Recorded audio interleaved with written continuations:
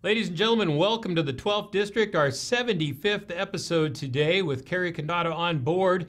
Well, last week we talked about the left being unleashed and unhinged. We got a lot of response to that particular episode. Remember, you can watch these on demand at ncwlife.com. If you can't watch us during our regular viewing time, tell your friends, spread the word that you can watch these on demand. Our on-demand viewings are going up and up and up. We appreciate that. We want to get the word out on what's really happening, particularly in Olympia. We missed our legislators last week because they were on the floor and could not get with us. They are here this week. They will tell us what was flying and what was dying on those floor sessions. 10 straight days of floor sessions they went through, and some very long debates. We'll be getting to them, but first, the right fights back. That's right. Last week we talked about the left unleashed. Now we're talking about the right fights back. We've got a guest with us, Mike McKee, who has two basic movements going on in Eastern Washington that are really starting to gain some traction. And I think that's exactly what's needed to balance Seattle politics. We'll be right back when we go in session.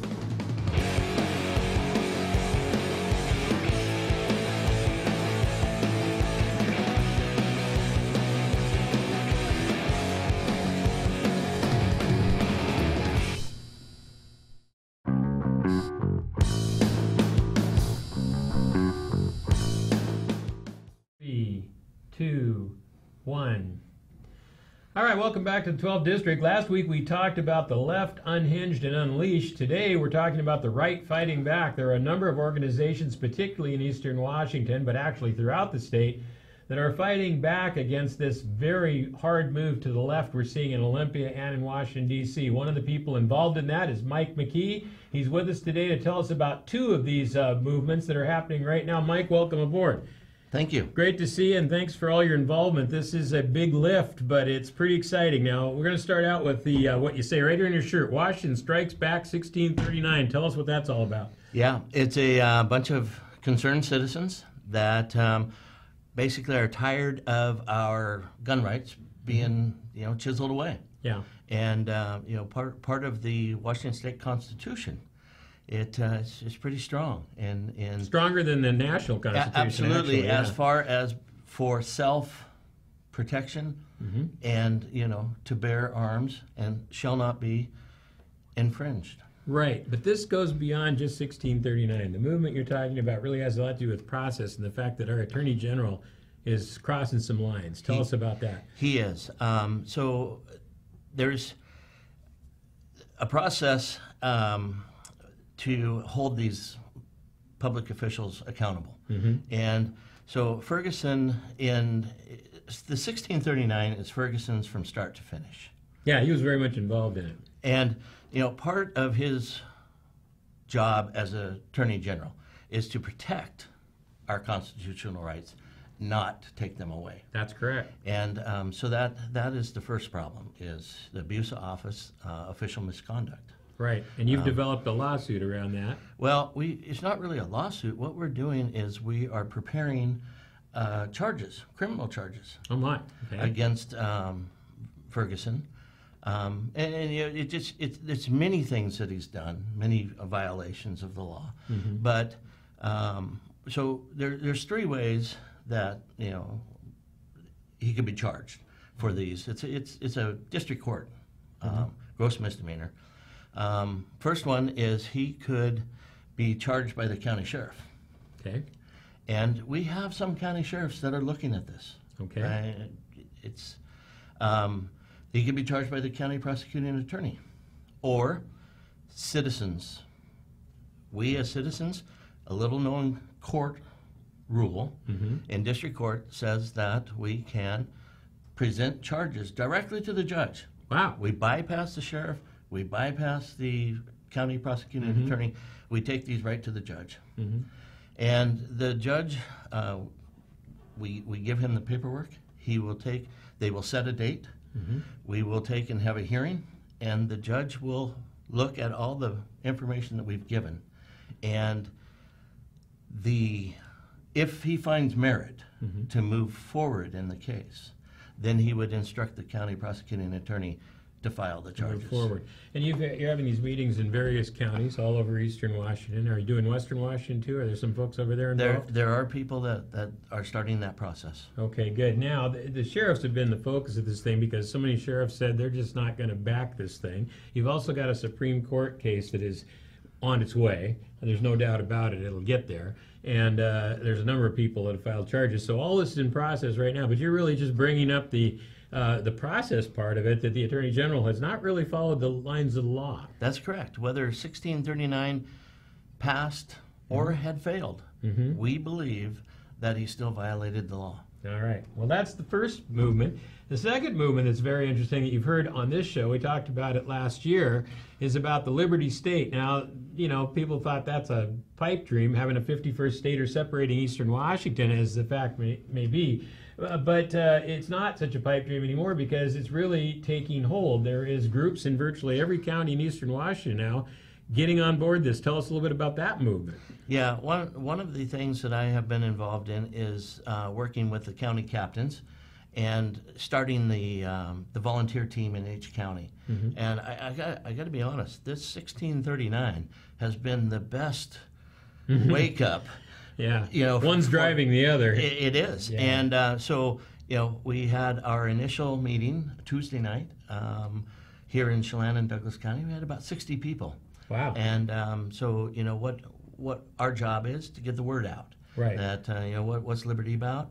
The other thing that we'll do is we'll go to the, you know, and county commissioners, be ready, because we're going to be coming to you and ask you for a resolution that you would support this decision. Yeah. And the other thing is our elected state officials, to get them on the same page, which I don't know how that's going to work. Well, look, it's a big lift, but the fact is, Mike, people over here are really fed up with having to deal with the Seattle mentality and that Seattle politics. And I can tell you, I just talked to our legislators, which we're going to be talking to on this show shortly, but I talked to them earlier, and they said they've never heard such feedback from the people over here that said enough. The sex education bill in kindergarten is driving them, the gun 1639 issue, all these things, and a lot of the labor laws for you small business guys are just people saying enough is enough.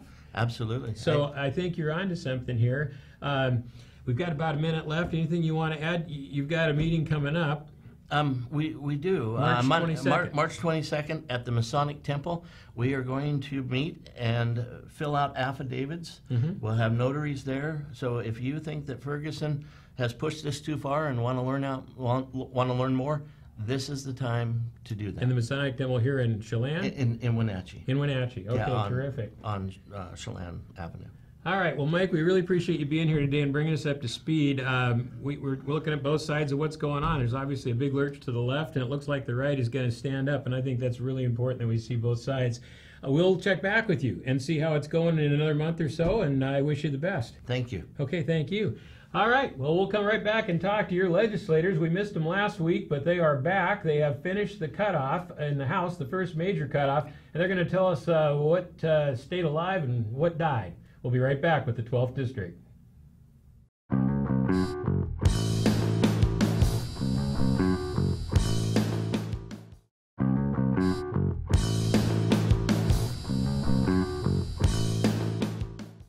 Well, welcome back to the 12th District. We missed our legislators last week because they were in the middle of a very long floor session doing the work that they have to do out on the floor right now. We just got through the cutoff, so we're going to talk to them now. We're glad to have them aboard, and we're going to talk about what happened in that series of time, those days, those long days on the floor. Mike and Keith, welcome. Thank you. Thanks. Well, you guys had quite a week last week. A lot of stuff came through. Let's just hear from each one of you as to just some of your some of the things that happened during that floor time. I think you had several days, so tell me what went on. Yeah, we had 10 full days of nonstop floor activity, voting on bills, trying to move bills to the other chamber, to the Senate, and it was packed full of lots of debate, as you can imagine. We were fairly surprised at the way it sort of ended yesterday. It sort of, in the House, ended with a dull roar. We were done before 5 o'clock and really didn't have any major bills of consequence yesterday. But the last bill on the House floor that we heard was offered by the Speaker of the House, and he is It's the first time he's ever offered a bill, and first time he's ever spoke to his own bill on the House floor. That is a fact. Frank Chopp has never passed a bill in the time that he's been there. That's an amazing statistic. So he actually put one on the floor. And I'm just curious, what was that about? Yeah, so it's actually to build a new hospital for civil and forensic beds on the campus of Northwest Hospital, a UW teaching hospital and mental and behavioral health hospital for $500 million. So it's something that we desperately need in this state. It's something that's been worked by both sides. I had it come through my committee, capital budget. We met with the University of Washington. Frankly, it's not something they wanted, but because of the need around beds, we decided we had to do it, and the speaker actually crafted a really good bill around the implementation of this new hospital. So we'll see where it goes from here. Well, Frank is on his way out, so I suppose if he's going to stick around, he's got to learn how to do something like legislation, for instance. Keith, tell me what's going on in your world. Well, my world was an interesting world this last week because not having ever been through it, didn't know what to expect. You know, I was told there'd be long nights, which they did materialize, but they really didn't materialize in the way that I thought they might, because I was under the impression that when you worked, you worked. But we did a lot of sitting around during our work sessions. And it, you know, as you well know, I mean, the bills would come to us, we would caucus, talk about them, go back on the floor, maybe vote on a few of them, and then go back to caucus and look at a different series of bills. And there was really not a lot of predictability as to what we were going to be hearing. And so, you know, it didn't give you a lot of time to really, you know, prepare with, you know, how you might feel on some of those bills.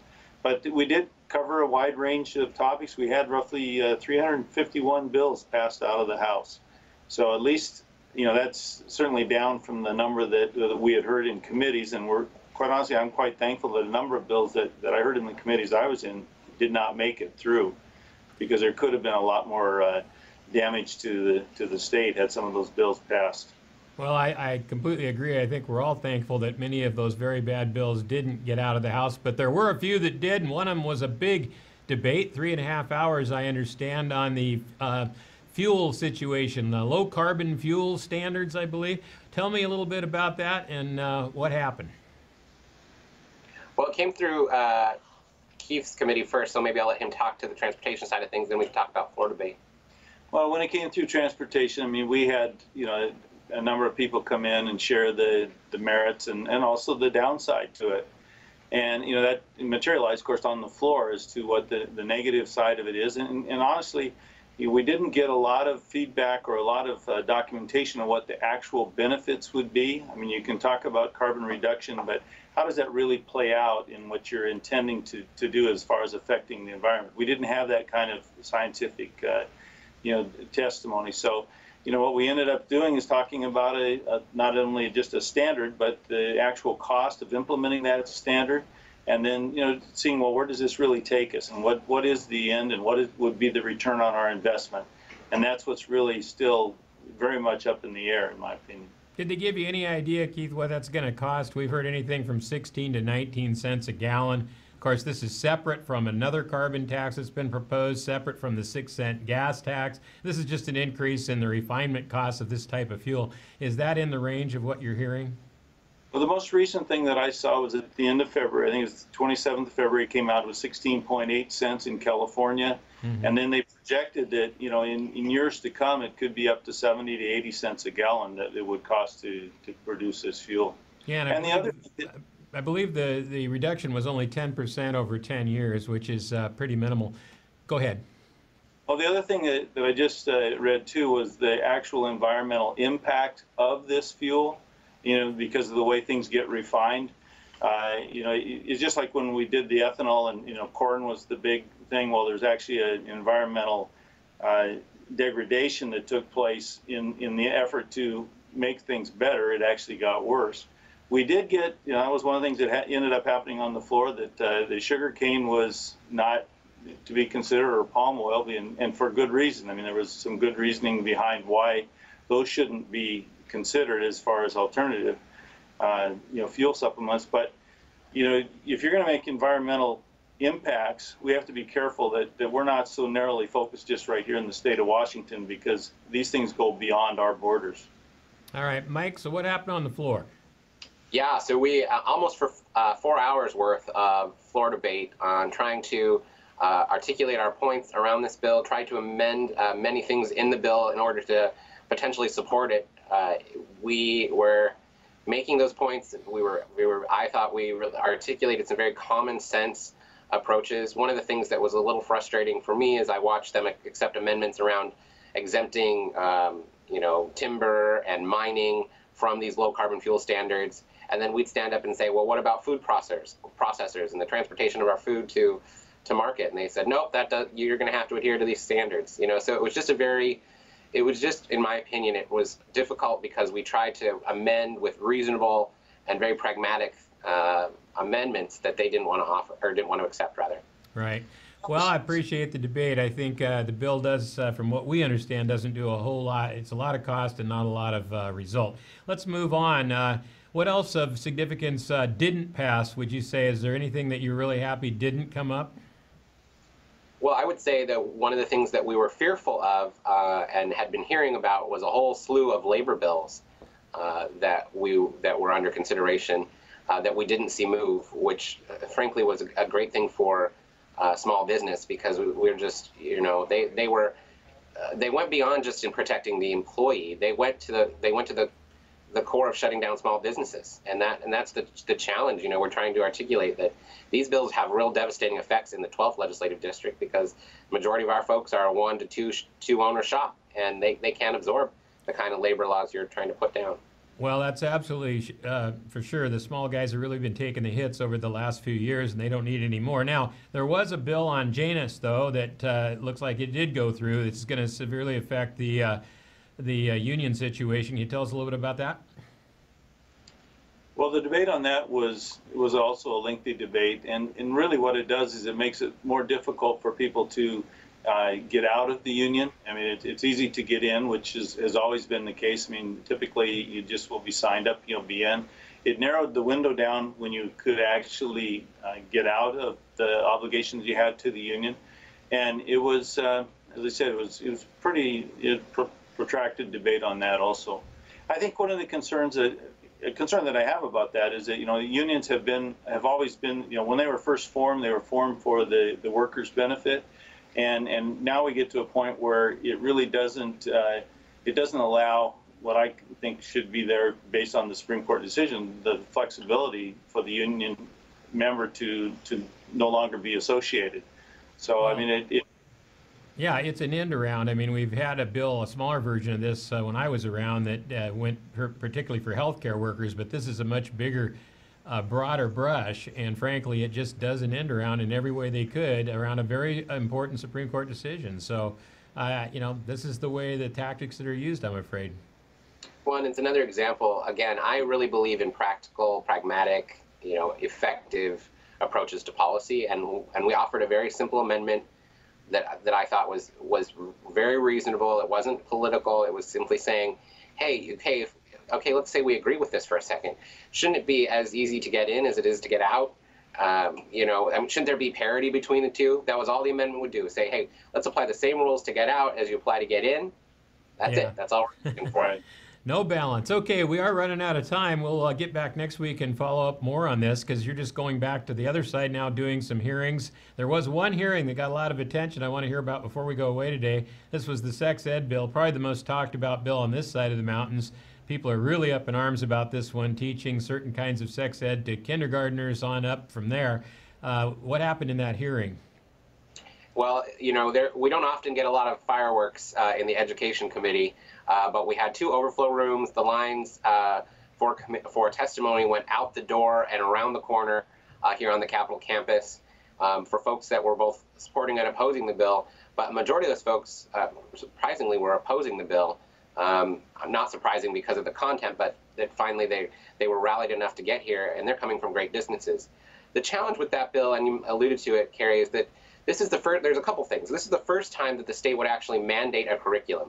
We don't do this in any other area of education. We don't say you will teach it like this, and this is the material you will use. We leave that up to local control and local districts. Secondly, we say, well, parents can just opt out if they don't like the education or the curriculum inside this education policy.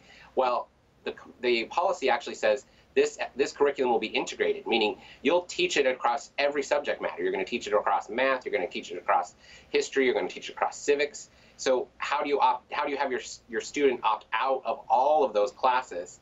And then thirdly, you start there needs to be a conversation around what isn't age appropriate. We can argue the merits of comprehensive sex education all day long, but everything needs to be age appropriate for when a child can understand it, comprehend it, and deal with the policy and the information that's being handed to them. And then finally, what does the other side of that equation look like? How do you properly prep teachers? What does the teacher prep course look like in order for them to adequately and effectively teach curriculum this nuanced, this complicated, and this sensitive?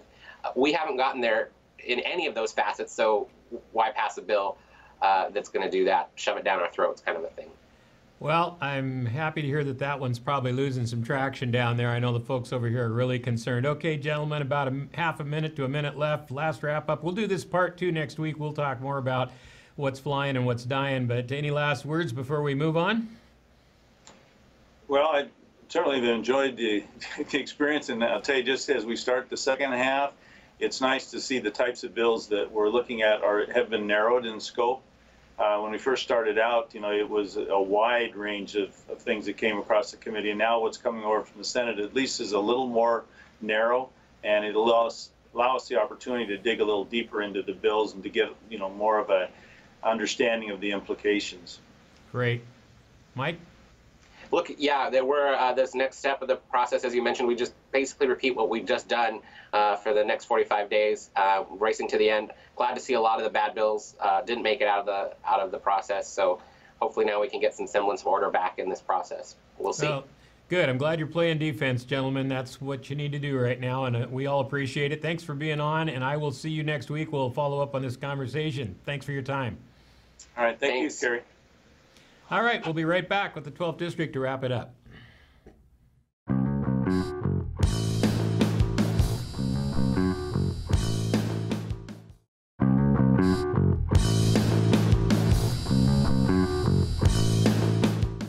there you have it, ladies and gentlemen, our 75th episode in the can. The right fights back. Mike McKee running a couple of organizations to at least get a voice for the east side of the mountains and more a conservative viewpoint than what you see in Seattle.